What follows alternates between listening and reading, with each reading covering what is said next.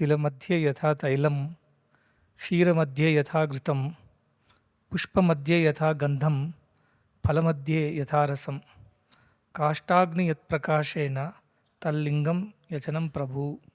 This shloka, this verse means like the oil is hidden within the sesame seed, like juice is inherent in the fruit, like the fragrance is imminent inside the flower, like butter is there in the milk, like fire is there in the wood.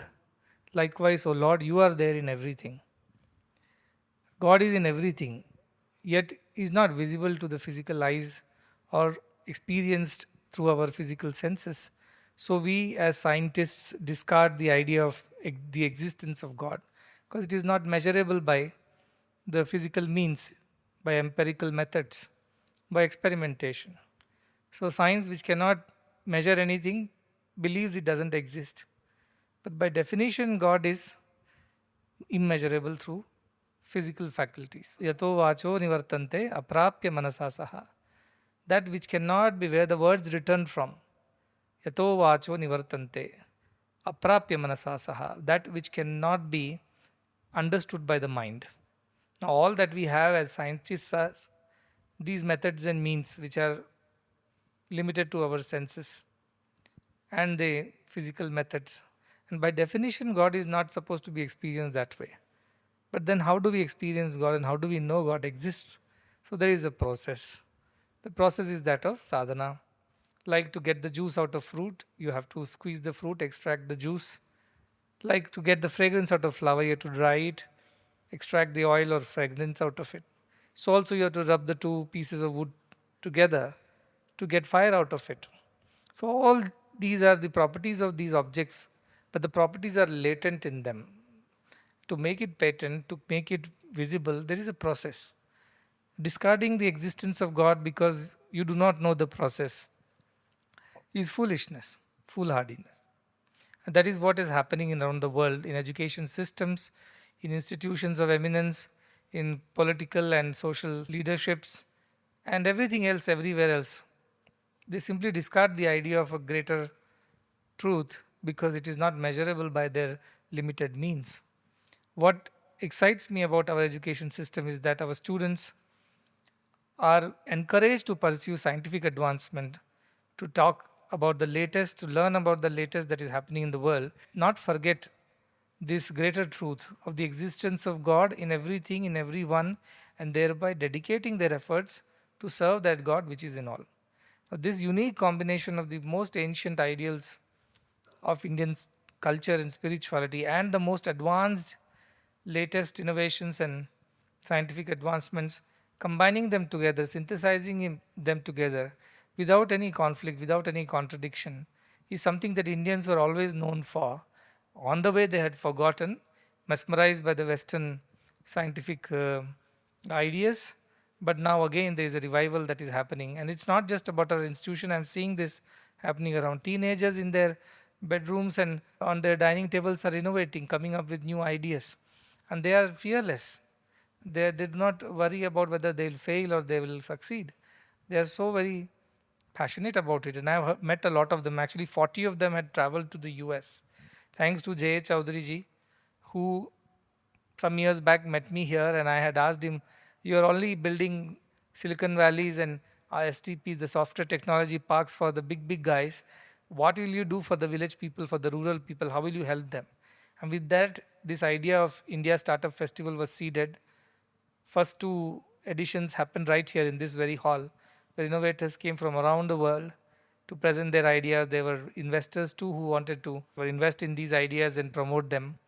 And after that, the idea of taking it to school level came from J. Chaudhary ji. And that is how these kids and many kids from around the country, they all traveled, 40 of them. 4 of them were from our institutions, and they all presented their ideas in that forum at Texas State University, which is where this program was held. So it makes me very happy that our students are able to think in a modern scientific way and also work for the cause of helping the society. Working for the blind, we often do not realize how difficult their lives are. A simple thing may hurt themselves and it could make it worse for them. Whereas Most of the society does not even appreciate or empathize with this idea of blindness. Here are the kids who thought about it and came up with some sensors, and so flexible it can be fixed to your belt or specs or stick or shoes, wherever. It just helps you to understand if there is some kind of obstruction, some kind of object in front of you, and you can save yourself. Such a wonderful thought. Then the other one is about heat waves. We have been listening to this news, especially from Delhi and up north. How many people are dying because of heat waves? It's still continuing. Somebody went to Delhi, felt that if I can warn them ahead of time that there is going to be a heat wave during this time, please do not venture out. This might save some lives. So, with that idea, other groups started on that. I've seen some of the very wonderful ideas the other students from other institutions also presented. It was there in the newspapers, so I was reading. What makes me very happy that all of them are able to think. See, thinking is given to man only, to able to think. Others are behaving according to their instincts. But this ability to be creative, like God, is given only to humans. But that is like hidden in them. Like God is hidden in the universe, like fire is hidden in the wood, or fragrance is hidden in the flower. It has to be brought out, it has to be taken out. And that sadhana, that is education. Right kind of education will bring out all that latent potential in these children and bring it forward, bring it out, and make it useful to the society. So think like that and work like that. Right? Do you also learn scriptures, Bhagavad Gita, Vedas, and all? Come here, chant one and show that, so that the world knows that I am not lying. Come here. People shouldn't think that we are only teaching science and non spirituality. They should also know a little bit of that. एवं सततयुक्ता ये भक्तास्त्वां पर्युपासते येषां पक्षरमव्यक्तं तेषां के योगवित्तमः श्रीभगवानुवाच मय्यावेशमनो ये मा नित्ययुक्ता उपासते श्रद्धया परयोपेता स्ते मे युक्ततमा मता. So the first shloka defines that Arjuna asks Krishna, so whom do you prefer as a pure devotee? A person who prays to a form god or a person who prays to the formless god? So in the second shloka, Krishna says that I prefer a devotee who is more focused on me and who is more devoted and loved to me.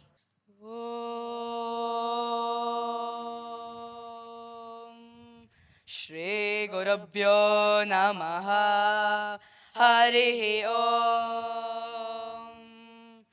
Om Purnamadav Purnamidam Purnat Purnamudachyate Purnasya Purnamataya Purnameva Vashishyate.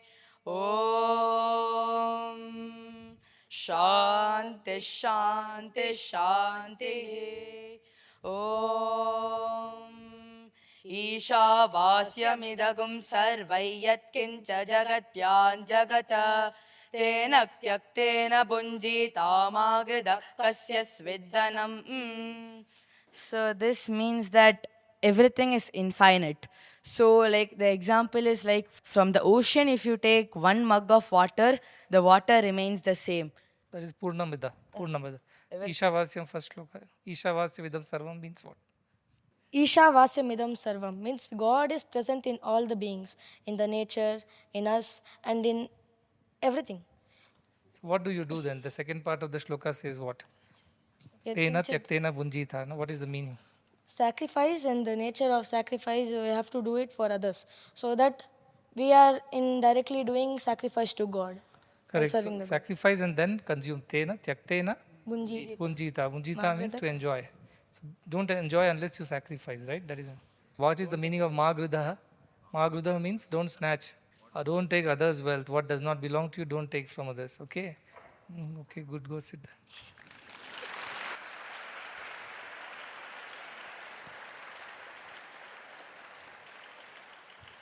This is Hale Beru Hasachigiru. This is what it means when you say old roots and new shoots. See, India is very uniquely positioned because we have this ancient scriptural knowledge which none of the other countries can boast of. They have a lot of scientific knowledge because they only focused on that so far. So they were naturally ahead of us. There is a kind of a revival of ancient Indian knowledge systems is happening. It's seen at every level. And this makes me very excited because this is what India stood for. We had the greatest rishis who knew the distance between sun and the earth, and who knew that earth was a spherical shaped planet, not a flat one like Western ideas. They knew so much before even these scientific instruments came into existence through which you could study the universe. They knew medicine, they knew surgery, they knew metallurgy, they knew astrology, they knew astronomy, they knew geography, they knew so many other aspects. Art and culture, of course, architecture and all the other fine arts. They were so advanced, and at the same time, they knew the greatest spiritual truths. Today, scientists are figuring this out slowly, that behind all that which is visible and seen, the matter, there is a hidden, subtle presence of a kind of intelligence, which is not just a dead mechanical intelligence, it is aware. They're saying that. They're now calling it that it is conscious, it is aware. And that is being studied now seriously in Ivy League institutions by greatest of the scientists, the nature of the universe. And what is that which brings that kind of intelligence to the nature? And these are very serious studies that are happening, not just some hypothetical thing. They're really undertaking a lot of studies, because once you break things down, the matter is broken down into the smallest of subatomic particles. Even after that, there is space left. And we are just made of space, 99.9999, whatever nines you can put, we are space. And we are matter only to that 0.0000 whatever 1%. But still we look solid, we look as if we are full, because there are forces that hold these atoms together. And what are these forces? What kind of nature these forces have? And beyond all the nature of the forces, they're finding there is some kind of a natural intelligence. And that is some kind of aware intelligence. I was mentioning in 2022, the Nobel Prize was given to three physicists who did an experiment over 100 years. So these were people from three different generations. And they did the experiment on entangled photons. And those who are students of physics or science, they know that photons, they spin in opposite directions. They're always paired. So when you separate the two by the distance of the universe, that is their hypothesis, though they created a kind of a tube of vacuum in which they could separate the two photons and put them at two ends of the tube and study their spin. And if they knew this one is spinning clockwise, they always knew the other would be spinning anti-clockwise. So even if you distance them with the distance of the universe, they still will not forget their original nature of their spins. They said, how is this possible? They have no way to communicate, right? You are in this side of the world, somebody is on the other side of the world, you call them up and then you tell them to behave in a certain way. There is a communication. But how do these two photons communicate with each other? So that is called entangled photon problem. And that was studied for over 100 years. Now they've come to conclusion that whatever said and done, these two can communicate. There is a way they know each other, despite all the distance. So there is something that connects them all. And they're saying it is because of this field of energy of which they are a part. They do at one end of this field naturally gets transmitted or communicated at the other end. And that is how you know all this consciousness exists, or some kind of intelligence awareness exists. This is being proven now. And this our sages said long time back, Prajnanam Brahma, they said, that which connects everybody is Brahma. Brahma means Brihat, Brihat means vast, infinite. And how it is? Prajnanam, it is aware, it is intelligent, it is conscious. This was told in Aitreya Upanishad, I don't know in which, how many thousands of years ago. That Prajnanam is the nature of Brahma. And the beauty of Indian sages is that they didn't even leave it as some intelligent, conscious, natural force. They called it divinity. They said origination of everything. It is that God that we talk about. That's what they were saying between the Nirguna and a Saguna. Which one do you prefer, Krishna says? But Krishna says, of course, that Nirguna is a difficult path for those who are in form. So Saguna is easier path. He doesn't compare and say one is better than the other. He simply says it is easier to follow the path of Saguna and difficult to follow the path of Nirguna, because our minds are not trained. We only want to experience and then believe. We want to touch, taste, smell, hear. Then only we believe in things, whereas God is beyond the senses. So this idea of Indian spirituality is now being scientifically studied. And the whole quantum physics is all about the study of consciousness only. How there is a quantum field and how everything is connected in that field. So if you can crack the code of that field, if you know how it works, you can make things work very fast. That's what all these people are now. Huge investments are going on in quantum computing. And they're saying what a regular computer will take 100 years or 1,000 years to do, quantum computers can do it in no time. So the whole world is shifting to a different paradigm. How is it happening? Because they figured it out that there is a connection between everything in the universe. And that is the quantum field they talk about. So if you know it, how to use it to your advantage, you can get it to do so many things that you want it to do. So many problems can be solved. This is being studied very seriously, and people like Google and others are investing billions in quantum computing because that is the next big thing. Right now, it is huge. Like, the computers of Charles Babbage, those days, which were like a size of a hall. Today, computers are, the size of your palm. Things have changed. Likewise, today, quantum computing may look like a huge building is needed and so many other systems. Tomorrow, it might be on your palm. That is how the world is shifting. But the principle behind this is that there is a connection between everything. That is the principle. Everything is connected to each other. If you just know how to use that connection, which is what the scientists are trying to figure out, you can do anything. Imagine I sit here and I can communicate or say something to somebody on the other side of the world without having to use internet, without having to use all these kind of transmission systems. Because the quantum field is everywhere. What in the old times we used to say, telepathy, or that the rishis were able to communicate to people. They would receive messages from the divine. That's how the Vedas, Apaurishayas got written. All this is now going to happen. And this century is going to be the century of quantum mechanics, quantum physics, and quantum computing. And that is based on the principle of prajnana. It is not based on any scientific principle. It's based on the spiritual principle that everything is connected. Everything is intertwined, everything is interdependent. There is a communication that is going on, and that does not need physical means. That does not need a wire or a wireless system either. That does not need a satellite. There is an intelligence which automatically is present in everything and everyone. Long back, Nikola Tesla, who was a great scientist of those times, he was trying to develop something on this idea of our Vedic knowledge of connectivity of everything. But of course, he didn't survive because his model will be free. Electricity can be transmitted through quantum field. You don't need these transmission towers and huge transmission lines, which is inefficient. You know how much of energy is lost in transmission. 40-50% energy is lost. And then you have to build transmission towers that cost so much of money through hills and dales and valleys and meadows.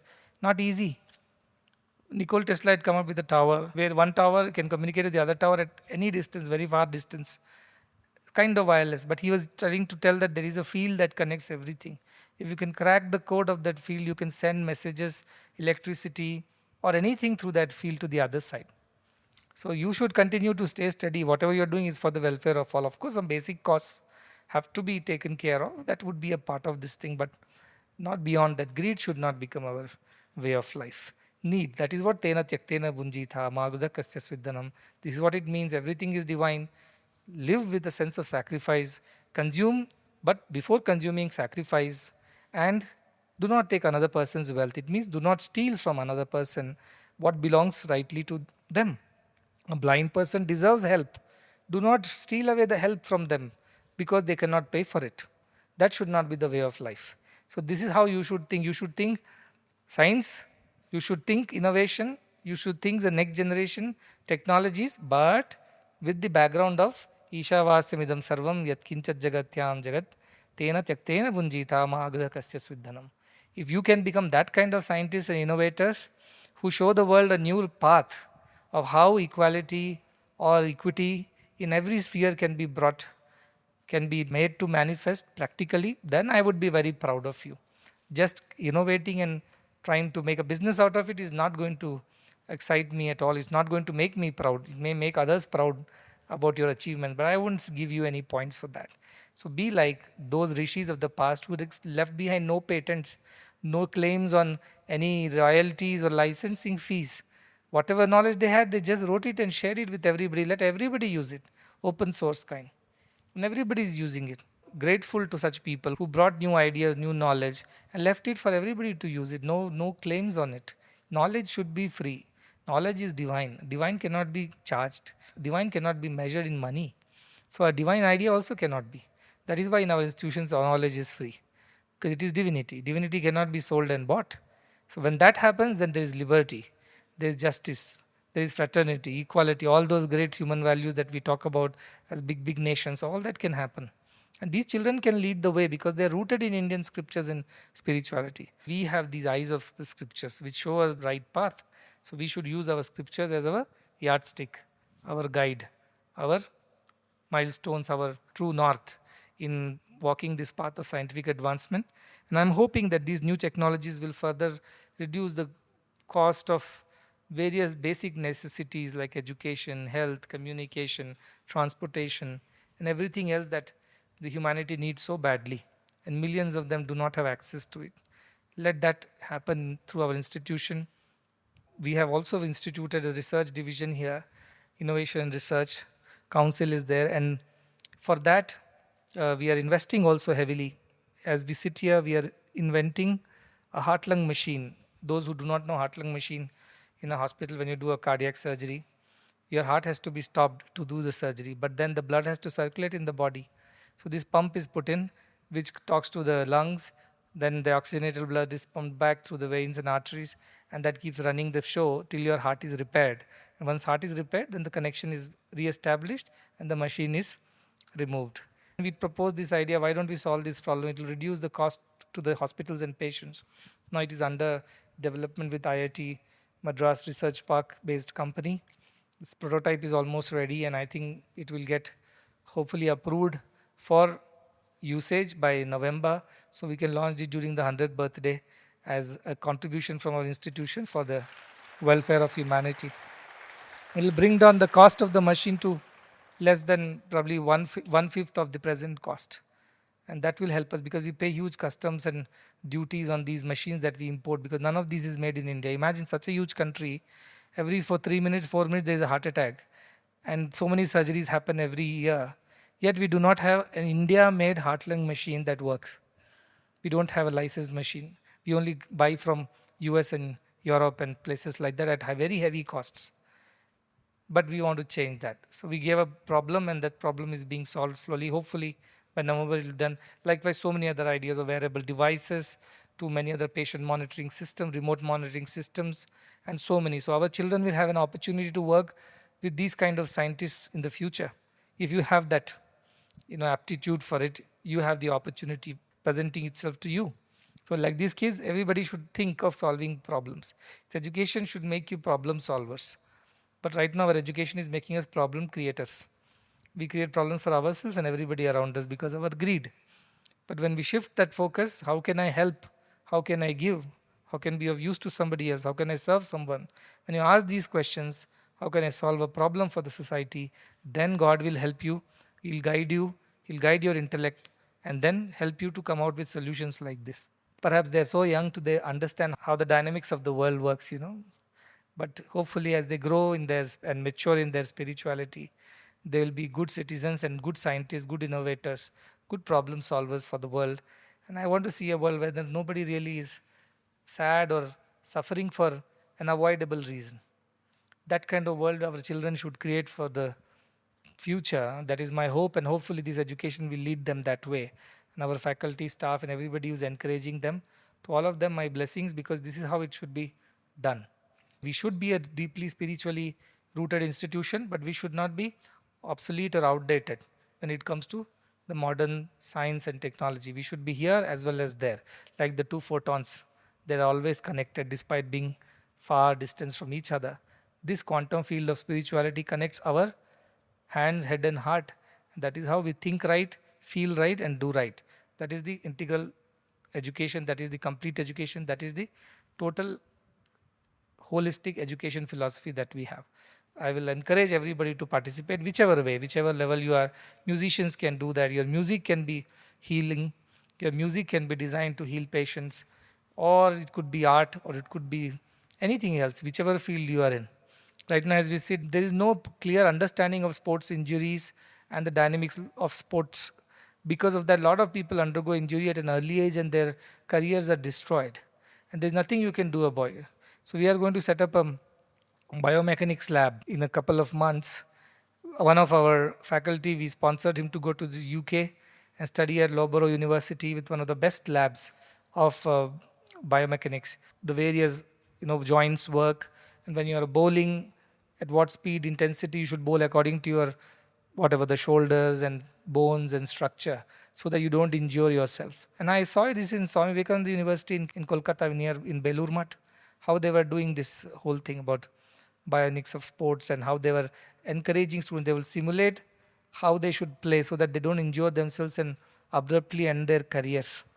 So that and sports medicine so much. So whenever people come with a good idea to me, Ano Bhadra, Yantu Vishwataha, let noble thoughts come to us from all sides, says Rigveda.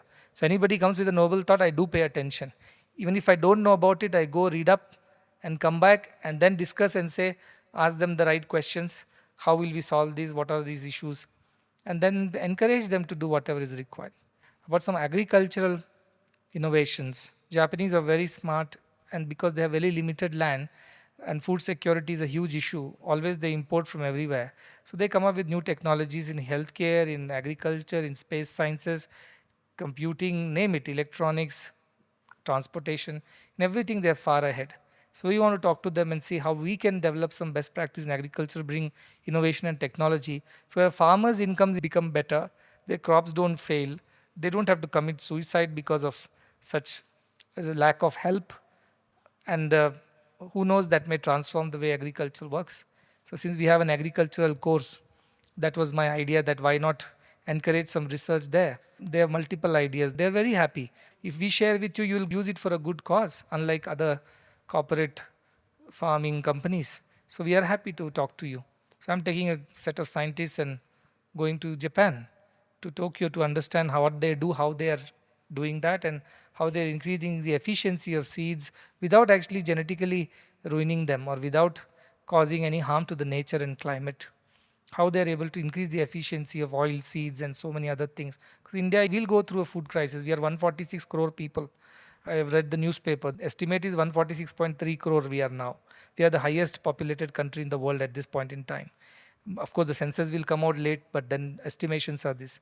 And in another 40 years, will be 170 crore people before our population declines, because we are also falling short of replacement ratios. But 170 crore people have to be fed, educated, treated, housed, and taken care of. This is not going to be easy for a country like ours. We will struggle unless we innovate and find newer solutions and think ahead of the times. We will not be able to solve problems, because these many children have to be in school. These many people have to be fed. With the present situation only, we are malnourished, we are not being treated, we are not being educated. With that kind of a population of another 40, 50 crores in the next 30 years, who all have to be educated, employed, sheltered, clothed, given some purpose and some work in life, how is this going to happen without innovation? Not possible. So we have to think ahead. That is what, as an institution, you should always be evolving, should be growing, not stagnated with the laurels of the past. Oh, we are better than everybody else, so what's the need? No, science and technology and innovations will guide the future. Nevertheless, like the tree that has roots fixed but branches grow, our institutions will keep their roots fixed in our spirituality, but branches and leaves and flowers and everything will happen in all fields of knowledge.